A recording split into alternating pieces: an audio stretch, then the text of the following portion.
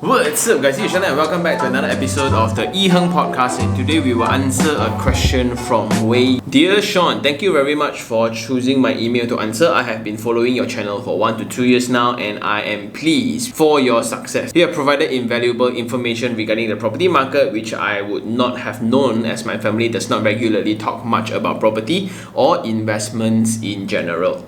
For context, my wife and I are 33 and 35 years old. We are fairly new medical specialists working in JB in government service. I know it is quite late to buy a house, but we reasoned out that we should wait for our placements before deciding to buy a home. As the government can send us far away from each other, fortunately, my wife and I will remain in JB for at least 2 years, and after which I am likely to move again for 3 to 4 years for further training. A lot of moving involved in government service. The timeline for my career is quite long. I expect to have to undergo a 4 years training program and followed by a 7 years government bond, at least for 10 years before I can move out to a private practice and finally be able to call a place my base. I have a baby on the way and I would also prefer to have our own place to raise him or her. We unfortunately do not have the work from home arrangement in our line of work. I would like to ask you regarding a decision to buy a new home. I'm having a difficult time to justify buying a condo near the place my wife and I am working. There's this stigma among the older generation regarding buying a high-rise is not worth buying due to its poor capital appreciation. From the research I've been doing in JB, I noticed that the condominium prices have been on a downtrend. This fear seems to be justified. Condos like Astaka, Setia Sky 88 are quite expensive and their value have been dropping quite rapidly in the last few years. However, there are limited landed properties available near the place I work within my budget. Therefore, I am considering to buy a condo in Marina Cove, which is 15 minutes away from work. I am also looking at an option to get a strata landed property in Mount Austin, which is like Eco Cascadia and Eco Summer, budgeting around 7 to 800,000. This will increase our journey time to work from 10 to 30 to 40 minutes. And the good thing is that the landscaping, scenery and the atmosphere are generally nicer in these areas. I think these properties are also in a good position to gain in capital appreciation as their location is quite strategic. It makes more sense to be nearer to the hospital as we may be called in any time of the night for an urgent case. My plan was to get a condo near work and stay in for 2 to 3 years. By that time, I hope my wife will agree to join private practice when I continue training.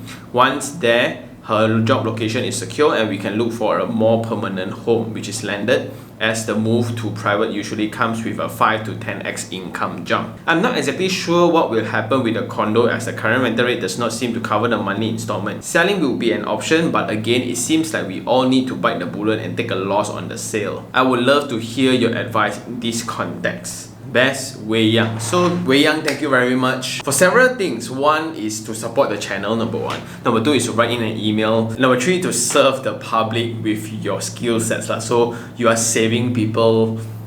Wow. And your email just illuminates my understanding further about government servants. So this is a couple 33 to 35, both doctors working in the hospital, and their role is pretty intense. So they will need to be called in every now and then for emergency cases. They will get sent here and there by the government, see where shortage, then they will be sent, and they are expecting a baby. So now they plan to buy a house, but the stigma around apartments is stopping them, especially the elderlies, where they say that apartments usually don't go up in price and it's apparent in the southern side. How to decide to buy one when you are uncertain in your future, you are uncertain in your working environment, you are uncertain about the market. There are just too many uncertainties. Let's tackle this one by one. First of all, the lack of regular talks around property investment in families is something that I'm very passionate about. Most of the time, a lot of us learn investment or property or the concept of money from our parents first. But if this is a taboo at home, the kid will need to resolve his curiosity outside, and then it will be influenced. Then suddenly they will come back and they want to do MLM, they want to do direct selling. We're going to see the beautiful side of money which is often not discussed at home. Nothing wrong with those careers. I'm still in one myself. All I'm saying is parents needs to start including all these talks within the dinner table conversation. Then the second point to actually talk about will be the different dynamics of property market within different states are different. So for example, in KL, we know that the ROI here within certain properties can be quite healthy. Then there are also certain segments that we can further categorize. Some are for expats, some are for short-term stay, some are for students accommodation, some are for long-term, some want to use an Airbnb. So there are a lot of ways because there are just a lot of people within the metropolis. However, in JB, then the main target market that a lot of initial developers try to tap on will be investors from Singapore. So they think that, oh, because the apartments here are less than a quarter of the properties that they are buying, it's pretty easy for them to just buy one here. But after so long, it's not really working, and it got worse after the lockdown. Eventually, all prices dropped, also partly because of the China developers that just flood the market with gazillion number of units. Well, that applies mainly to high-rise, but a stable type of property, which is the landed property in JB, is very expensive because a lot of Malaysians eventually will buy a house for their parents in JB. Therefore, the landed properties within JB itself is very, very expensive. You can see a double-story house is around 800 over 1,000, and that's like the normal, especially when you look into the data of their income. But what's not documented is those that works in Singapore, like everything times 3.3.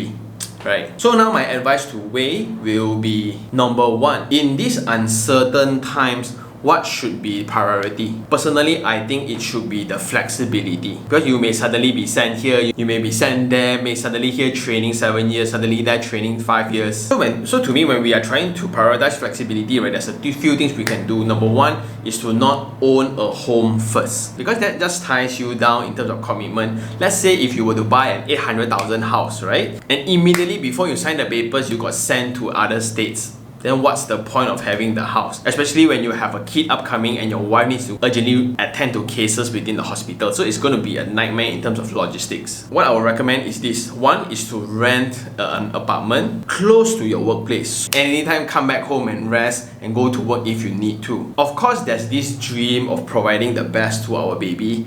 Definitely. As my kid is just 2 years old right now, but what I learned from his growth is this, because I moved out from a semi-D into an apartment right now, and I noticed drastic difference, especially when you need to take care of the kid. A 2-story terrace house is not exactly helpful while raising a baby. They don't need that much of a space. And this is a time where they don't even remember most of the things, so they don't know what is luxurious, what is comfortable. As long as they have their milk and they can sleep, got food, can eat. What's more important is the caregiver's convenience. So by living in a high-rise, security is way easier. Then the layout is also important, where everything is 1 story. So the kitchen to the dining to the living to the bedroom, I can leave the baby in the bedroom and I can work at the same time. But if it's 2 stories, then it's very difficult. Then when you have more built up, the cleaning of the house, the maintenance of the house also becomes a hassle.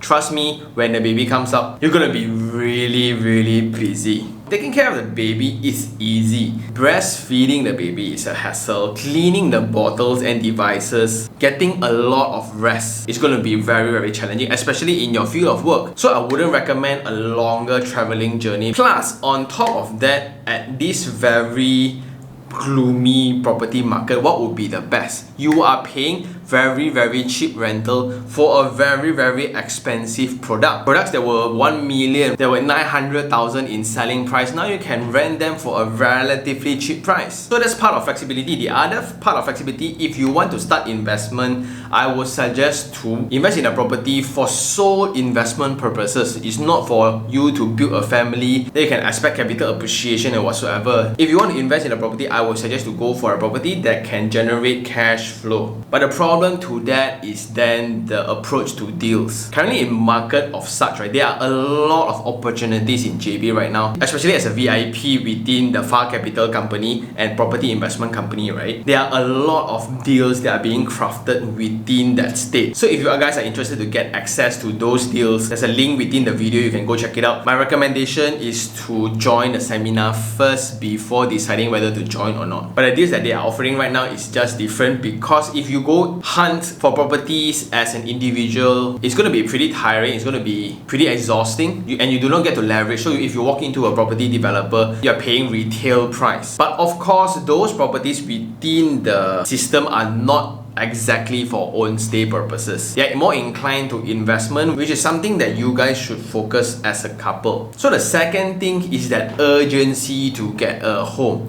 I feel that urgency from you that I cannot tahan, I want to buy a home kind of situation, I absolutely understand. Don't think too much about you being 35. So what if you are 40? So what if you're 45? Only you can get a home. It's absolutely fine.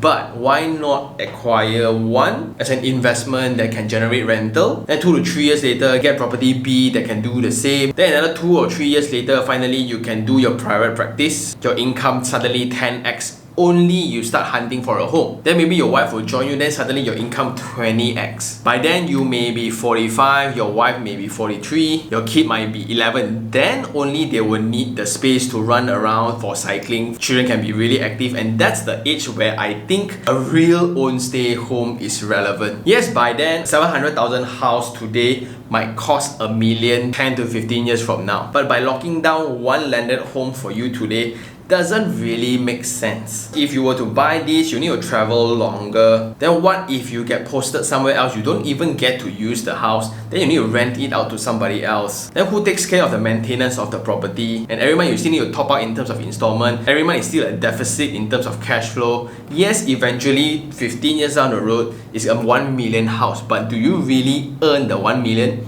Not really. It's because all of your payment plus the installment that makes that 1 million. Did you really make money? Again, not really. But if it's for rental property that is purely for rental, right? You let time be on your side, the inflation be on side. Even if the capital appreciation is zero, you have tenants building up equity for you. So the trick is within that 40 to 50 projects around JB, which one makes sense? That's the research work that you either need to do yourself or you can pay somebody else, then they tell you what to buy lah. Then when you focus on your career and your family for the next 10-15 years, your income 10x, 20x along with the growth of 2 or 3 property investment, then you can buy a home. It's still not too late. But what's the worst is if you cannot afford the 1 million, then you can always sell off this property that has built equity within to afford that home. And this brings a very important point that I've been thinking a lot.